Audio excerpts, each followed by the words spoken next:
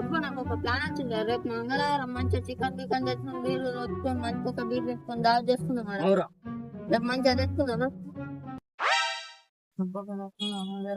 ఎటు పోతుర్రా బుడ్డలు?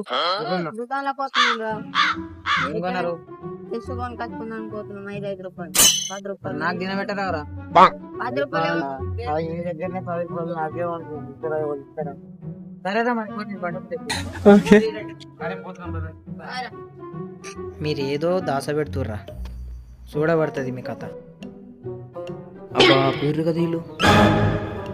A few moments later. జల్ది పోబడుతుంది. నాకు కూడా బీరు కావాలి. ఇప్పుడైతే ఇలా తాగేసానుకో నాకు దొరకదు అసలు. వీడు ఉన్నారు కదా ఏమో మీటిరు. అరే ఆడికి తెలనియద్దు మనం. ఆడికి తెలిసిందనుకో మొత్తం గంగాలు పెడతాడు. మొత్తం గంగాల కలిపి అంటే నాకు తెలిస్తేనే గంగలో కొడతానా? అమ్మా కథ ఎట్లా చేస్తాను ఇప్పుడు చూడు.